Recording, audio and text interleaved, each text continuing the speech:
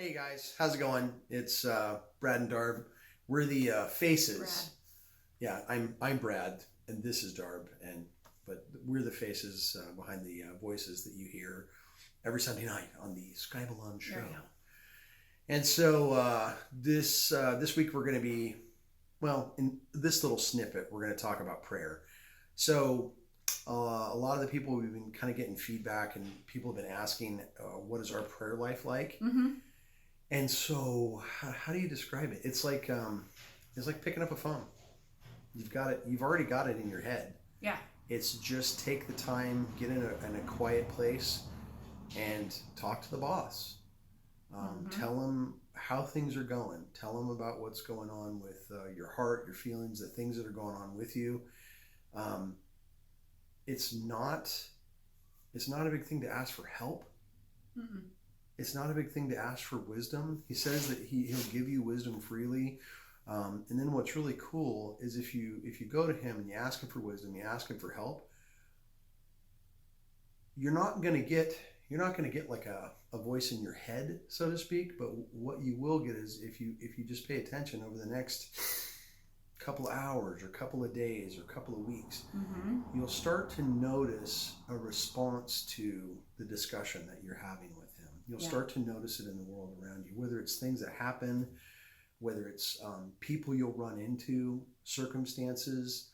And then you start to see how he's talking back to you. It's not a voice, as it's so much, you'll start to see it actually happening in the world around you. Yeah. And either, sometimes it's things that happen in a positive way, or it'll be things that don't happen, and you're kind of going, oh, maybe that was... Maybe there's something that I needed to get from that. Maybe I'm asking for the wrong thing. Maybe I'm asking for something in the wrong way. The answers might come in circumstance. Yeah. You may be asking for one thing, and the one thing you're looking for, you can, I don't want to say you see it fleeting by, but you understand that that's not what it is that he's giving you as a signal. Yeah. So you have to be receptive to what is it that he's giving you? Is he sending you signs? Are you seeing opportunities in places you never would have thought you'd see opportunity? Is blessing coming from something that you never expected or even imagined, but the blessing is there, and it's not something that you attributed to any prayer, one prayer? And we'll get into that. There is not one way to pray. There is not one way to do this, but it's not something that you personally went to him with, but you're seeing, I don't want to say a reaction, that's not the right word. You're seeing a response. To something. A response from the universe is kind of, because the universe that's around us, that's God's voice. That's God's hands. He can manipulate things in ways that we can't even begin to fathom. And so when I say you got to wait sometimes and just look at the things that are going on, you'll understand what his response is when you do. When Darby said there's no one way to pray, there's not. I know that certain people are like, there's not a rule book. You there's have not to do these 5 things, and it's a conversation. Yeah. It's how he doesn't care how you talk to him. Yeah. He doesn't care if you're driving in the car, standing in the kitchen, walking around your backyard, yelling at your kids. He doesn't care as long as you are able to come to him humbly and with purpose. Yeah. He's there to listen. And even there were times early on in my prayer life, I was getting over the death of my father when I was younger. I really hadn't processed. My dad died when I was 10. I really didn't process a lot of the emotions until I was probably 18, 19. And I started to see what I'd actually... 30. No, there have been, little spells, but there were times when I started to realize what it was that I had missed. And some of those prayers with God, I was mad. Oh yeah. And so you can be mad. The thing that you have to understand is that it's a relationship. It's not a vending machine. It's not you go to him and I'm going to punch this button and then I get what I want. Yeah. This is an ongoing conversation that he's wanting to have with you. And so that's the important aspect of this. Is there are times when someone that you really, really love You can be upset with them. And that doesn't mean you don't love them. And it doesn't mean that you don't go back and continue to have a conversation with them. Mm-hmm. But it just means that we're human. Yes. And we have those points where we're frail. We have those points where our anger can get the better of us. And so Mm-hmm. there's many times I've gone into prayer with the Lord and I am not happy. But somewhere in being able to vent and get all that stuff off my chest, there's peace. then he starts to go, okay. And there's always a point generally where I have to go, okay, Lord, I apologize. I'm sorry. I had to get that out of my system. Well, then that's when what Darby's talking about, you start to have this sense of peace about things that is not normal. Yeah. And I've talked many times when I talk to Darby, I'm sitting there going, I've gone and I prayed and I really have this impression that we're supposed to do X, Y, or Z. Mm-hmm. And that's not the Brad that I went into the prayer with. Yeah. That's something that's just not me. It's not this anxious, angry, don't know what I'm going to do. I have this sense of peace and clarity. And there's oftentimes stuff will be coming out of my mouth I never even fathomed. Oh, yeah. 5 minutes before going into prayer with. Mm-hmm. And so, and what does it look like? Do you have to go to your prayer closet? Some people, they lift up their Hey, hands. if you Some have people, one, great. Some people do. My prayer closet is this our backyard. About an acre in the backyard. I just go back there and get in the woods and get away from anything that would be distracting me, and go, okay, Lord, I got to unload. I got to bring this before you. Something that you'll find to be really helpful when you pray is, as you're starting to button everything up, give everything to him. Mm-hmm. If you've ever heard of people in church talking about surrendering, give this stuff over to him. What it allows us to do is it allows us to get our spiritual hands. A lot of times we get into problems and we come to the Lord with a problem, but we have our spiritual hands just wrapped so tightly around the handlebars of whatever that is, that until we let go, he can't put anything in our hand. And so we have our hands so full of a problem that he can't give us the solution. And so a big part of that is letting go, letting him have it, and then trusting him. And that's our dogs in the background. That's Rosie. Oh, Rose. Prayer. Don't be afraid to, and I'm not an expert on prayer, ask this guy here.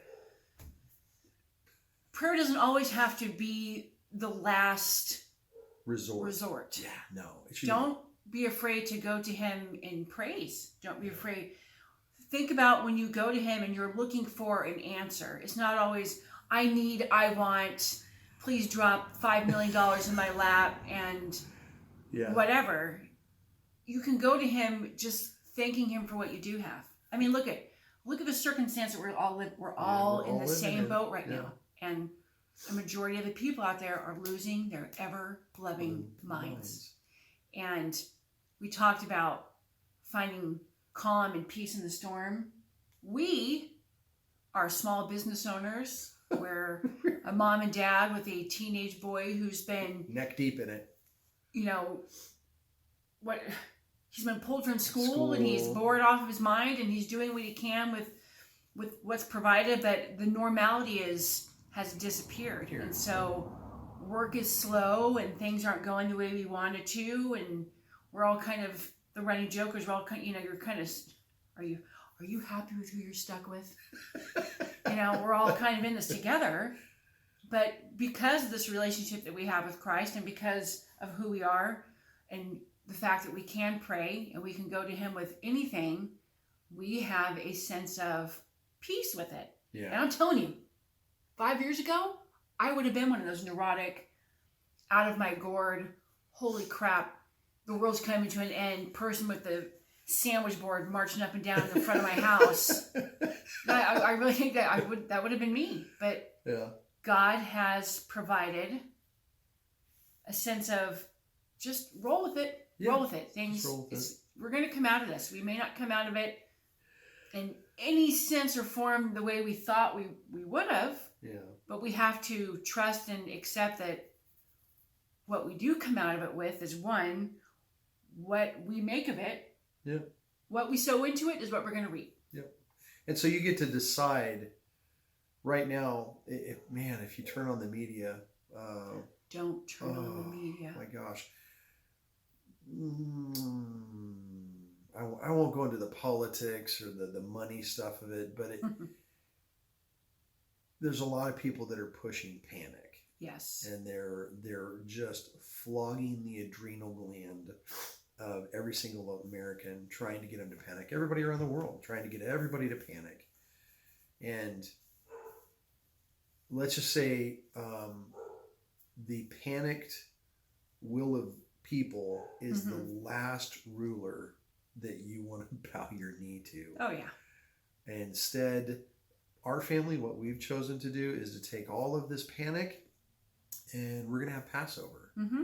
And so this entire 45 days, this is just a big, long, extended Passover. In the Old Testament, that was when, in the Exodus story, when the Pharaoh had rejected Moses, wanting to bring his people up and out of Egypt, and God had sent all kinds of plagues to the Pharaoh to try to get him to let his people go.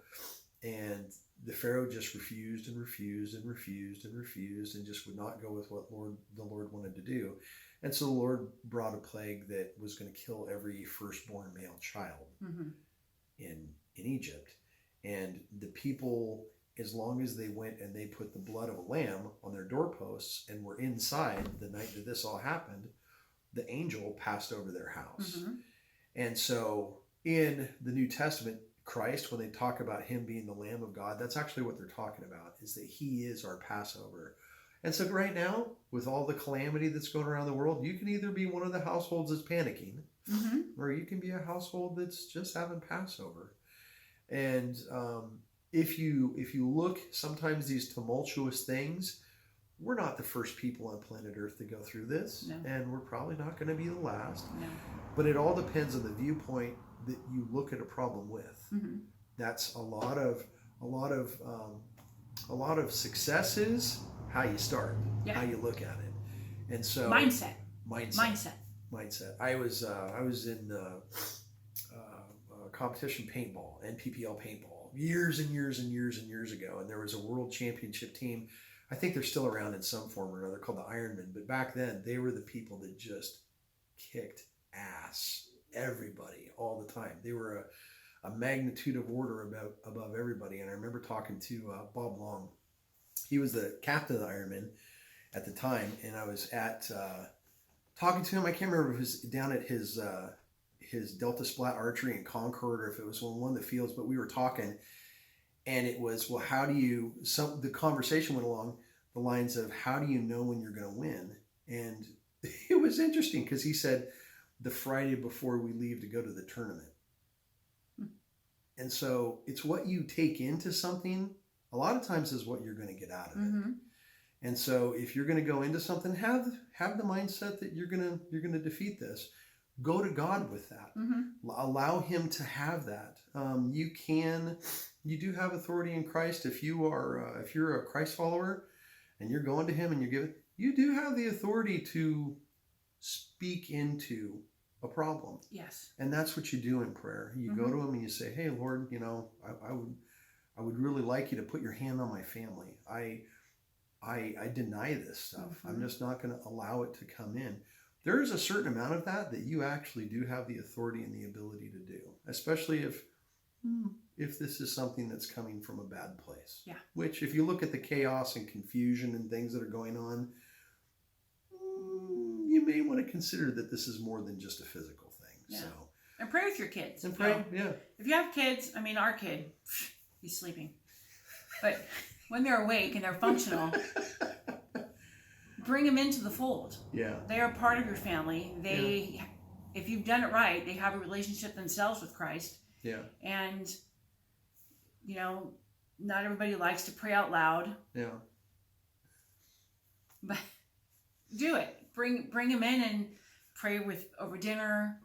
pray over the schoolwork they're doing, Mm. ask them how they're doing, and pray about how they're doing. Don't be afraid to let them. You okay over there? Don't be afraid to let them know that they can pray for you. Too much coffee. Never enough coffee. Prayer is an essential life. Oh, what's the word I'm looking for?